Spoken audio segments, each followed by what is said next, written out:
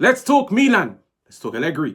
Let's talk some tactics. Because I know you guys enjoy these videos. I feel like this is like my bag when it comes to tactical analysis, player breakdown. This is my bag when it comes to Serie A. And you guys always enjoy them. You know what's crazy? Being a content creator, even when you try to go on holiday during the international break, you need to make sure you've got videos pre-recorded and scheduled for when you're away on holiday. Because I'm currently away on holiday. But I made sure to record and edit this video for every single one of you guys. There's three things I want to talk about. The partnership and what it can become. Two, how this partnership can get the most out of two other players in Allegri's 3-5-2. And three, a player that I would love to be integrated into this team because I think his profile complements Leao and Pulisic so much. So make sure to like, make sure to subscribe. Let's get straight into it. Pulisic, Leao, they shared the field against Parma for about 20 minutes. They created a lovely opportunity. Like, you look at this opportunity. If I told you right now, in this tight, congested area where Leao and Pulisic are like 5-10 yards apart of one another, and Fofana is in the mix too, Milan manage to literally carve open this Parma defense, and Pulisic within seconds goes through one-on-one. It was a beautiful flick by Rafa Leao. You could see the chemistries there. Pulisic makes the run in behind. He goes one-on-one. Another day he scores, and we all turn around and say, wow, what a run, what a movement, but what a flick by Leao. Like, to be able to create an opportunity when the area is so congested, it says a lot about these two players as one, understanding, but two, their technical ability in those two congested areas. Now, earlier, I made a video talking about how Santi Giménez is so crucial to like the drifter, whether it's Pulisic or Leao. I feel like in this two-striker system, it's a little bit different to when Santi Giménez starts. Santi Giménez aids whoever plays alongside him because he occupies centre-backs. Why? Because he likes to stay on the last man. He likes to stay in the opposition box. When he's in the opposition box, he takes the defenders with him. When you look at the goal against Fiorentina that Rafa Leao scored, Giménez is in the box, but he's dragged those players with him to occupy them in the box. The fact that he's dragged that defensive line a bit deeper, it means when Leao receives the ball, he's got a lot of space outside of the box to shoot.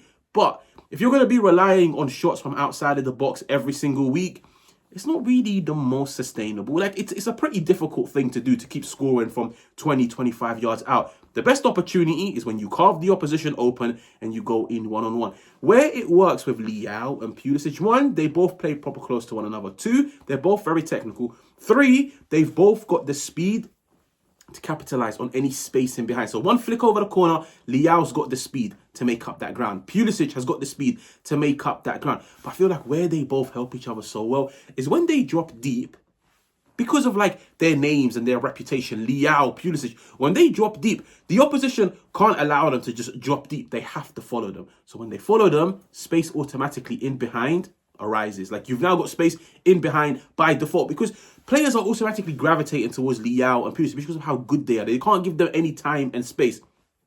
When they do that, it creates space in behind where all it takes is one flick and one of them is in. And I think these two, the fact that both of them are great chance creators, it will definitely help one another. Santi Giménez and Leao, Giménez is not a chance creator. Giménez is not really good with the hold up, the flicks and the tricks. Giménez will just aid Leao by creating him space. But now Leao has to do it all by himself. Leao and Pulisic, they're both technical. They're both good in tight areas. They've both got the physicality to exploit this space. And I feel like they've got a great understanding with one another because they can drag the opposition in, but one drop of the shoulder, one flick, and the other one is in. Now, the second thing I want to speak about is I want to compare it to Inter. It's not really the best of examples, but it's something I've seen with Kivu, and I saw it briefly against Parma. The way Inter play the game is they have their two strikers, but then they have DeMarco and Dumfries on the same row as them. So in a sense, they basically attack with four. They go Martinez, Boni, Dumfries, DeMarco. I'm looking at Salamakers and I'm looking at Estupinian, and I'm thinking, if you've now got Pulisic and Leao that can genuinely, one, drag the opposition with them, but two, occupy the opposition within like 15, 25 yards of the goal, you two as the wing backs will now have so much space to make those runs in behind. So make those run inwards, yeah? And I'll be honest with you guys, I think Salamakers is going to flourish so much by playing with these two. Even Estupinian, like, I still have heavy stocks in Estupinian. I think his life at Milan, it started off very shaky. He then grew into it. The international break came. He got injured. He played against Parma. He was not great at all. But I think after the international break, he's back into the team. He's starting week in, week out. Estupinian, I've always maintained it. And I feel like you guys have definitely seen it in moments.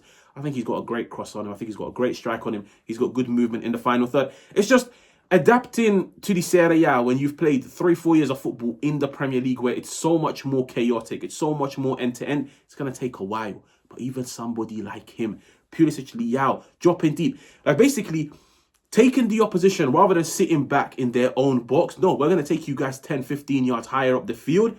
It's Stupinian, a run in behind inwards. Salamakers, a run in behind inwards. I think it brings a different dimension to Allegri's Milan. And this all comes from sheer movement. And it's probably because Leao and Pulisic both like the ball to feet a lot. The third person that I really want to speak about, and I would love to see him integrated into this team. Let's see if you guys can guess who he is. I'll give you guys 2 seconds. 1, 2. Ruben Loftus-Cheek. Now, Ruben Loftus-Cheek, like, I feel like when you look at his overall Milan career, when he first came, like, he took the league by a storm in terms of his physicality, bringing something different to Serie A. But when I look at Ruben Loftus-Cheek, I look at Leao and I look at Pulisic, and I think Leao's hold-up play has been amazing this season. But Loftus-Cheek's more of a focal point. Loftus-Cheek is very physical. Loftus-Cheek brings that aerial presence in case Stupinian, Salamakers want to put crosses into the box. Like Pulisic and Leao, they've scored headers, but it's not really their bag. But I now keep looking at it and thinking, imagine you have those three within the mix. So you take out Fofana, because remember how I mentioned to you guys, Fofana always plays so higher up. He's a bit more advanced. Like he's like this makeshift number 10 in this midfield three. You take Fofana out, you put Loftus-Cheek. Loftus-Cheek, Pulisic, Leao, they're all technical. Loftus-Cheek, Leao, Pulisic, they're all physical. They're all, well, I mentioned they're technical, they're physical, they're good in those tight areas, but they all bring something different in the final third. Loftus-Cheek can school you headers, and I feel like his movement in the final third is very, very, very good. Like Loftus-Cheek, by trade, is an attacking-minded midfielder. It's just throughout his career, like especially in the Prem, they try to mold him into this like number 6. Good movement in the final third. I'm not going to say he's the best of finishers, but his anticipation, he gets into dangerous areas. He can school you headers. Leao, Pulisic, an extra body to play off.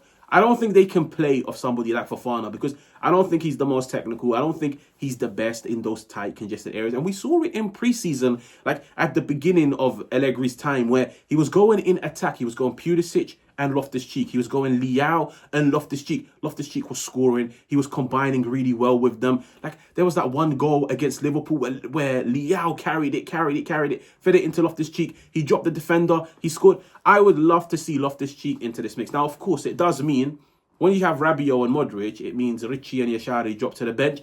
But I feel like against certain opposition, Loftus-Cheek definitely should be an option. Like Allegri should look at him and say, you know what, against this opposition, I want that physical presence. But you know what, against this team, I want the more technical, the more silky, the more elegant Richie, the more technical, the more silky, the more energetic Yashari. And you know what, to see out the game for the last 10 minutes, let me bring on somebody like Fofana.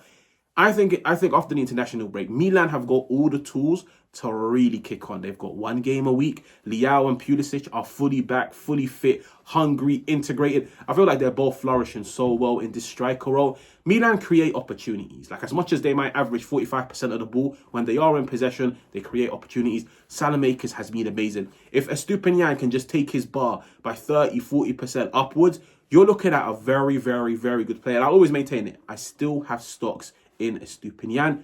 Good players. The players are fluid. They're technical.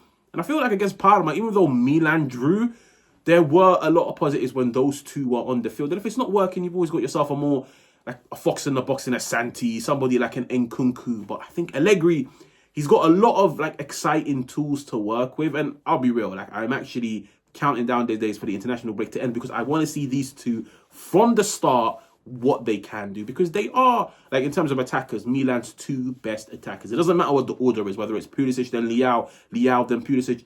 Those two in attack, close to one another, flanks occupied by Stupinian, Salamakers, and then you've got Modric, Rabiot with the protection. Milan can do damage, and I will always maintain that. Just like how at the start of the season I said I think Milan will compete, and I predicted Milan to finish second in the Serie A. My opinion hasn't changed. There's a few banana skins here and there, but this team has potential, and this partnership has potential to seriously trouble every Serie A backline. Make sure to like, make sure to subscribe, and I will catch you guys on another one.